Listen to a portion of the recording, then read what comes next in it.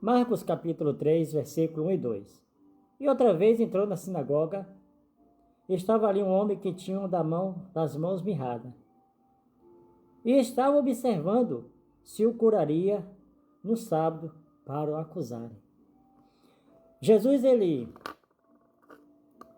como um bom ser humano também, ele ia aprender a palavra. Ele ia para a sinagoga. A sinagoga foi o lugar criado quando os judeus estavam na Babilônia.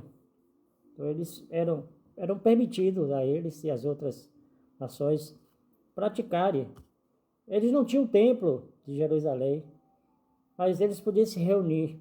Então, quando eles voltaram para Jerusalém depois do cativeiro, depois de muitos anos, eles tinham o costume de se reunir na sinagoga. E um escriba ficava na responsabilidade de cuidar da sinagoga. Tinha que ter 10 homens presentes. E esse lugar era um lugar de ensino, de estudo da palavra, onde as crianças aprendiam. O templo era considerado separado, era um lugar de adoração, de louvor, de sacrifício, de oferta para Deus. E Jesus, ele ia na sinagoga para aprender.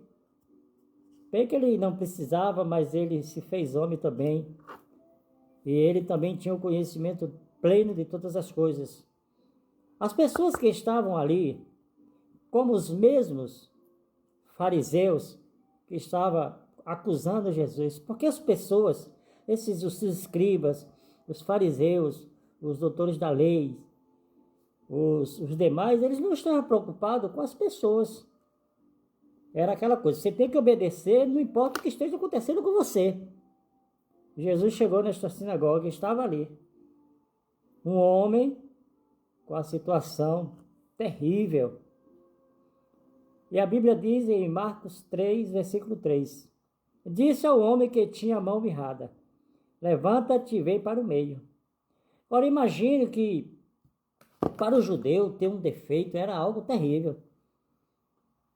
Esse homem, ele tinha a mão mirrada, ele não podia trabalhar direito, ele não podia fazer muitas coisas. Se a pessoa nascesse cego, ou se ele nascesse aleijado, para muitos ele era uma pessoa amaldiçoada. Era uma pessoa que nem devia ter nascido. E Jesus, ele estava ali, ele diz aí em Marcos 2:28, disse: o Filho do Homem até do sábado é Senhor. Enquanto os religiosos estavam preocupados em cumprir a lei, Jesus estava cuidando das pessoas, cumprindo a lei do amor também, que essa também é importante. Então Jesus chama aquele homem. Jesus chamou aquele homem se levantou. Agora imagine quantas críticas, quantas pessoas olhando para ele.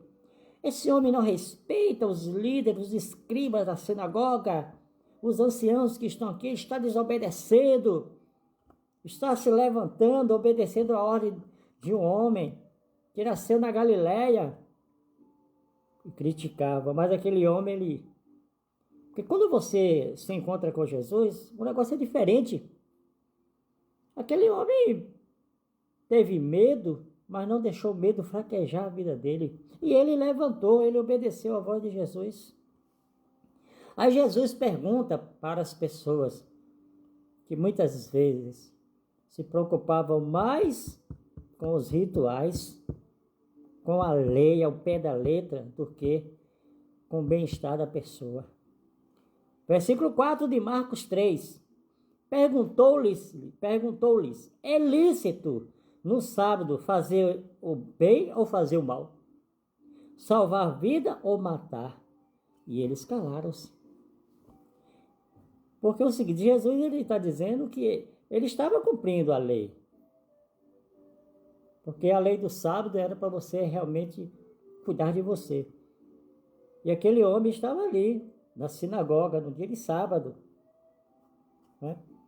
Pela lei, eles nem podiam estar ali na sinagoga, porque o sábado, quando foi criado, era para ficar em casa, descansando. Mas eles estavam ali. E Jesus estava ali. O grande problema do religioso é que ele é cego demais. para entender o que Jesus realmente quer. Jesus, ele quer que você cumpra a lei.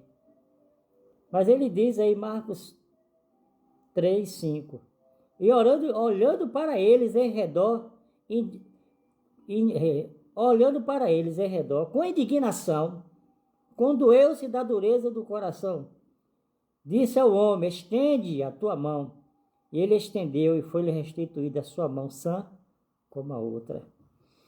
Jesus ficou indignado porque as pessoas tinham que cumprir um ritual religioso, tinha que ser religioso, mas não estava preocupado com o bem daquele homem, como aquele homem vivia. Aquele homem, ele estava ali precisando de ser acolhido. E foi isso que Jesus fez. Jesus, ele cumpriu a lei por nós. E ele disse para que ele venha. E aquele homem foi. Jesus está chamando você para sair do medo, para levantar e ter uma nova vida ao lado dele.